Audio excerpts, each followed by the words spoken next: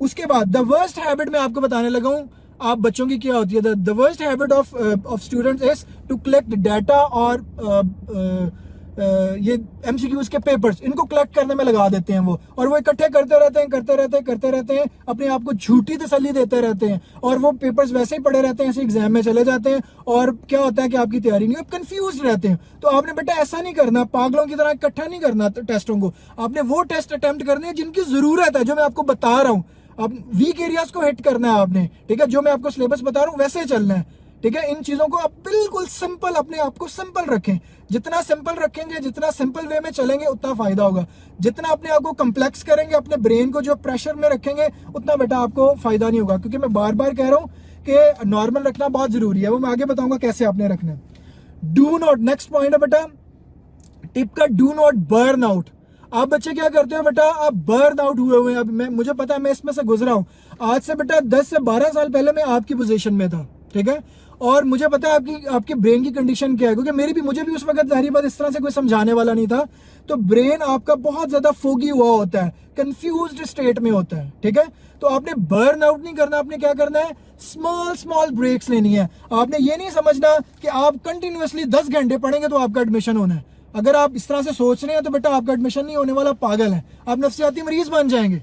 आपने करना क्या है, अपने पूरे दिन के स्केड्यूल को आपने 2 घंटे, मतलब एवरी 2 आवर्स आपने छोटी छोटी ब्रेक्स लेनी है। एवरी 2 आवर्स थोड़ा सा बेटा माइंडफुलनेस करनी है आपने थोड़ा सा अपने ब्रेन को रिलैक्स करना है। नहीं करेंगे तो मैं आपको बता रहा हूं इसका कोई फायदा नहीं। मैं कहता हूं 24 में से 20 घंटे पढ़ लें कंटिन्यूअसली, आपका एडमिशन कभी नहीं होगा, ये मुझसे लिखवा लें आप।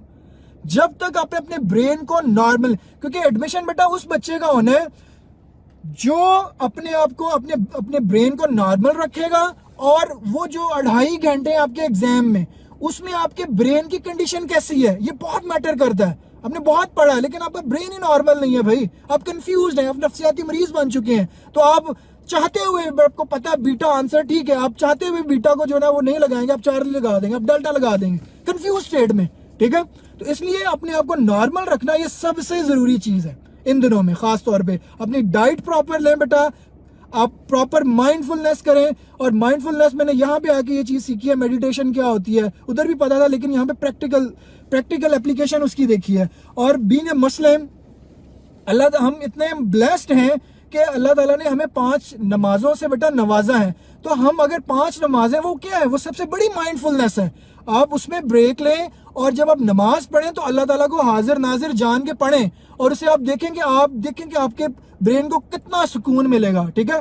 और उसमें आपने एग्जाम का नहीं सोचना, और take 1 thing at a time. ये नहीं है कि आप अभी जो है फॉर एग्जांपल फिजिक्स पढ़ रहे हैं तो आप केमिस्ट्री का सोच रहे हैं, आप फिजिक्स का सोच रहे हैं, आप जो है वो कल की चीजों का सोच रहे हैं। नो, इस तरह नहीं करने, एक चीज पे एक चीज को सोचना है आपने, ठीक है। ओवरवेल्म नहीं होना, बर्न आउट नहीं करना, छोटी छोटी ब्रेक्स लेनी है हर 2 घंटे के बाद, ठीक है। और इस तरह से आपने चलना है। और मैं इससे जरूरी बात, नींद पूरी करनी है 7 घंटे लाजमी। मैं कहता हूँ 8 घंटे सोएं। बीइंग ए डॉक्टर मैं आपको ये सजेस्ट कर रहा हूं। अगर आपको मेरी बात समझ नहीं आ रही तो बेटा किसी की बात आपको समझ नहीं आएगी, ठीक है। 7 से 8 घंटे आपने सोना है। अगर आप प्रॉपर नींद लेंगे तो फिर ये चीजें आप, क्योंकि जब आप बेटा सोते हो ना, तो सोने के दरमियान बेटा आप जो चीजें सारा दिन पढ़ी हुई हैं, आपने पढ़ा है, वो बेटा एब्जॉर्ब होती हैं आपके ब्रेन के अंदर। आपका ब्रेन उनको एब्जॉर्ब करता है, ठीक है, उनको एसिमिलेट करता है, और फिर जाके वो रिटेंशन होती है। अगर आप बार बार बम्बार्डमेंट कर देंगे ना ब्रेन के ऊपर, तो बेटा आपका ब्रेन, आप उसको रिसीव तो कर रहे हैं लेकिन बेटा वो रिटेन नहीं होती आपके ब्रेन में। जब वो रिटेन नहीं होंगी तो क्या फायदा। रिटेंशन जो है वो जरूरी है, और उसके लिए जरूरी क्या है, फ्रीक्वेंट ब्रेक्स, नंबर 1। नंबर 2, आपकी नींद का पूरा होना बहुत जरूरी है। क्लियर। और मैं बता रहा हूं 7 से 8 घंटे, मिनिमम 7 आवर्स। और नींद, आप कहेंगे सर नींद तो आती नहीं हमें, अब हम क्या करें। नींद इसलिए नहीं आती क्योंकि आप बहुत स्ट्रेस में हैं। आप हमेशा, आपको स्ट्रेस हो रहा है, भाई मेरे पेरेंट्स जो है वो कह रहे हैं डॉक्टर बनना है, मेरे रिलेटिव्स को पता है, मेरी फुप्पो को पता है, मेरे चाचू को पता है, मेरे कजिन्स को पता है, भाई मैंने डॉक्टर बनना है, मैं तैयारी कर रहा हूँ, मैं तैयारी कर रही हूँ, ठीक है। मेरे फ्रेंड्स को पता है अगर मेरा एडमिशन ना होगा तो मैं क्या होगा, मैं तो गया, मैं तो मर गया, या मैं तो मर गई, मैं तो जो है ना वो खुदकुशी कर लूंगा या खुदकुशी कर लूंगी। और भाई ऐसा नहीं करना। आप एक फार्मूला फिट करें अपने ज़हन में जो मैंने बनाया हुआ था कि आपके इख्तियार में क्या चीज़ है। आपके इख्तियार में है तैयारी करना, मेहनत करना, गिव योर 100%, और उसके बाद अल्लाह ताला पे छोड़ दें। फिर एक और मैं चीज़ बताता होता हूँ जो मैंने मतलब जो मैंने अपनाई थी, जो मैंने जो है वो जिस पे अमल किया था, वो ये किया था कि सबसे पहले आपको बेटा सेल्फ बिलीफ होना चाहिए, नंबर 1। नंबर 2, सबसे जरूरी जो चीज़ है वो ये है कि आपको रिलेटिव्स का डर है, आपको हमसायों का डर है, आपको फ्रेंड्स का डर है, वो क्या कहेंगे। देखें बेटा, आप मेहनत करें और फिर ये सोचें कि जिंदगी में जो भी काम आप कर रहे हैं, जो भी काम करें, तैयारी करें, whatever you are doing, आप देखें अल्लाह ताला को हाजिर नाजिर जान के वो काम आप ठीक कर रहे हैं, नंबर 1। नंबर 2, आपके पेरेंट्स आपसे सेटिस्फाइड हैं, नंबर 2, ठीक है। नंबर 3, इसके अलावा दुनिया का कोई भी इंसान बेटा आपको कुछ मर्जी कह दे, आपके रिलेटिव्स ये वो आपको खाने को नहीं देते। तो इसलिए आपको बेटा बहुत ही कॉन्फिडेंट और बहुत ही बेटा आपका सेल्फ बिलीफ बेटा यहाँ पे होना चाहिए, ठीक है, यहाँ पे होना चाहिए आपका। क्लियर? अच्छा, उसके बाद बेटा हमने डिस्ट्रैक्शंस की तरफ आते हैं, जो कि बहुत इंपॉर्टेंट पॉइंट है। अब आप क्या करते हैं, मैंने आपको जो बताया कि छोटी छोटी ब्रेक्स लेनी है, हर 2 घंटे के बाद आपने क्या करना है, छोटी छोटी ब्रेक्स लेनी है। अब वो जो 2 घंटे में जो आपने पढ़ना है ना, उसमें बेटा without any distraction at all, आपके पास आपका मोबाइल नहीं होना चाहिए, आपके पास आपके ब्रेन में कोई आपका ऐसा फ्रेंड नहीं होना चाहिए जिसको सोच के जो है ना आप उसमें खो रहे हैं, या आप कोई ऐसी चीज नहीं होनी चाहिए जो आपको डिस्ट्रैक्ट कर रही है। आपका टारगेट सिर्फ 2 घंटे होने चाहिए। आप जब बैठे आप ये ना सोचे कि आपने 10 घंटे इकट्ठे बैठना है, 12 घंटे इकट्ठे बैठना है, ऐसा नहीं करना। आपने टारगेट, छोटे छोटे टारगेट्स बनाने हैं आपने 2 घंटे में। उसमें सब कुछ, आपका मोबाइल जो है बंद होना चाहिए, आपकी फेसबुक बंद होनी चाहिए, आपका इंस्टाग्राम बंद होना चाहिए, आपका व्हाट्सएप बंद होना चाहिए, सब कुछ बंद होना चाहिए, ठीक है।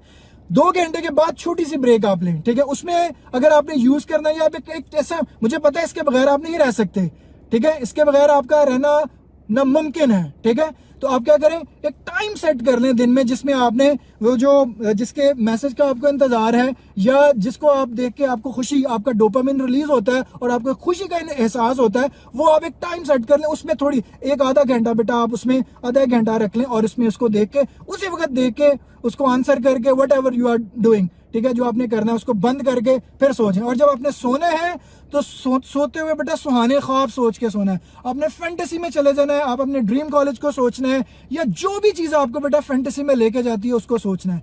मैं बार बार ये कह रहा हूँ कि एक टाइम पे एक चीज़ को सोचना है आपने।